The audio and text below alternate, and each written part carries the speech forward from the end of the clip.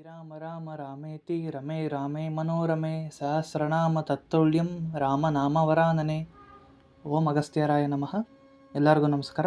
ನನ್ನ ಹೆಸರು ಸಾಯಿ ಅಶ್ವಿನ್ ಅಸ್ಟ್ರಾಲಜಿ ಚಾನಲ್ಗೆ ನಿಮ್ಮೆಲ್ಲರಿಗೂ ಸ್ವಾಗತ.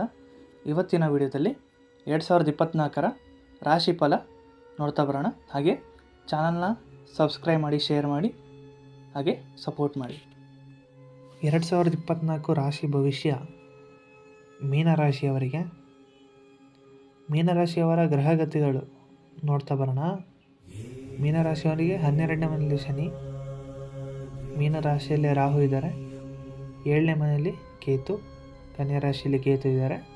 ಹಾಗೆ ಈ ವರ್ಷದ ಮಧ್ಯದಲ್ಲಿ ಮೇ ತಿಂಗಳಲ್ಲಿ ಗುರು ಬಂದು 3ನೇ ಮನೆಗೆ ಹೋಗ್ತಾರೆ, ಋಷಭ ರಾಶಿಗೆ.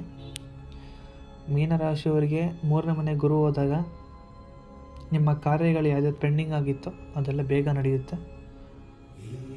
ಹಾಗೆ ರಾಹು ಅವರ 11ನೇ ದೃಷ್ಟಿಯಿಂದ ಗುರುನ ನೋಡ್ತಾರೆ. ಅದನ್ನು ನಿಮಗೆ ಪ್ಲಸ್ ಆಗಿರುತ್ತೆ, ಎದುರ್ಕೊಳ್ಳೋಂಥ ಅವಶ್ಯಕತೆ ಇಲ್ಲ.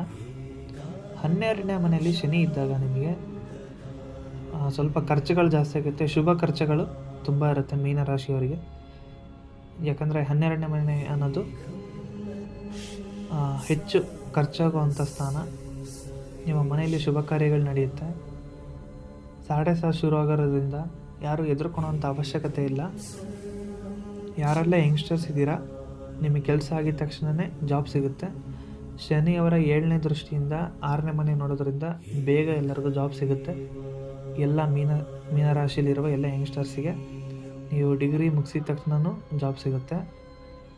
ಹಾಗೆ ಮೀನರಾಶಿಯವರು ನಿಮ್ಮ ಲೈಫ್ ಪಾರ್ಟ್ನರ್ ಜೊತೆ ಯಾವುದೇ ರೀತಿ ಮಿಸ್ಅಂಡರ್ಸ್ಟ್ಯಾಂಡಿಂಗ್ ಅನ್ನೋದು ಮಾಡ್ಕೋಬೇಡಿ.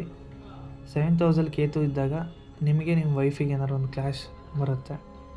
ಸೊ ಕೇತು ನಿಮಗೆ ಚೆನ್ನಾಗಿದ್ರೆ ಓಕೆ, ಇಲ್ಲಾಂದರೆ ಕೇತು ಚೆನ್ನಾಗಿಲ್ಲ ಅಂದರೆ ರಿಲೇಷನ್ಶಿಪ್ನ ಬ್ರೇಕ್ ಮಾಡೋಂಥ ಚಾನ್ಸ್ ತುಂಬ ಇರುತ್ತೆ.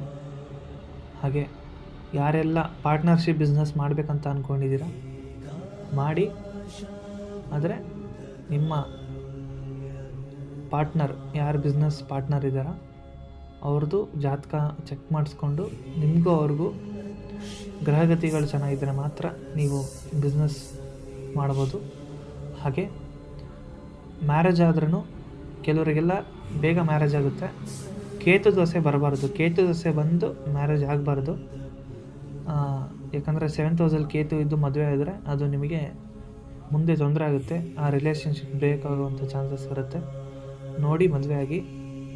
ಎಲ್ಲರಿಗೂ ಮೀನರಾಶಿಯವರಿಗೆ ಒಳ್ಳೆಯದಾಗಲಿ. ಜೈ ಶ್ರೀರಾಮ್.